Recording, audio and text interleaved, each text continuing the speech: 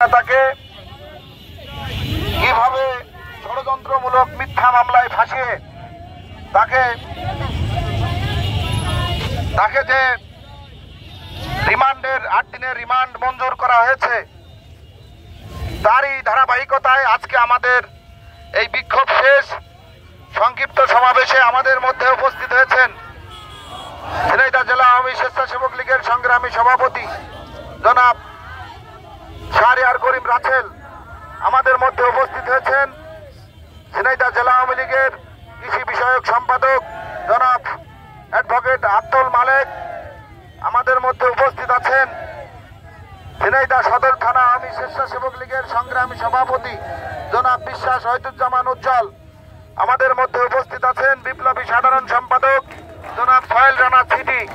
আমাদের মধ্যে উপস্থিত আছেন পৌর স্বেচ্ছাসেবক লীগের সভাপতি জনাব দেবাশিস অধিকারী মানিক।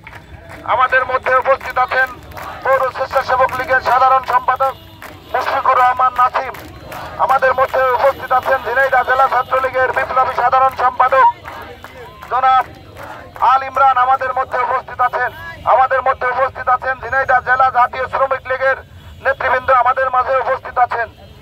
আমাদের মধ্যে উপস্থিত আছেন কৃষক লীগের নেতৃবৃন্দ।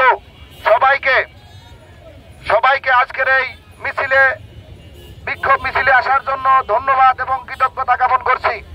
সংগ্রামী সাথী ও বন্ধুগণ, আপনারা জানেন আমরা রাষ্ট্রের বিপক্ষে কোনো আমাদের কর্মসূচি নাই। আমাদের কর্মসূচি আমাদের প্রিয় নেতা, আমাদের রাজনৈতিক অভিভাবক, ঝিনাইদহ জেলা আওয়ামী লীগের বিপ্লবী সাধারণ সম্পাদক, ঝিনাইদহ পৌরসভার 11টি বছর যিনি ঝিনাইদহ পৌরসভার খেটে খাওয়া মেহনতি মানুষের বিভিন্নভাবে উপকার করেছেন, তাদের পাশে দাঁড়িয়েছেন সেই প্রিয় নেতার যে মিথ্যাভাবে ষড়যন্ত্রমূলক মামলা দিয়ে তাকে হয়রানি করা হচ্ছে, তাকে রিমান্ডের দাবি করা হচ্ছে, তাকে রিমান্ড মঞ্জুর করেছে, তারই ধারাবাহিকতায় আমাদের আজকের এই বিক্ষোভ সমাবেশ। সংগ্রামী সাথী ও বন্ধুগণ, আমরা সুশৃঙ্খলভাবে আমাদের এই কর্মসূচি এগিয়ে নিয়ে যেতে চাই। আমরা চাই আমাদের প্রিয় নেতাকে যতদিন এই জনতার মিন্টু ভাই জনতার মাঝে ফিরে না আসবে ততদিন আমাদের এই কর্মসূচি অব্যাহত থাকবে।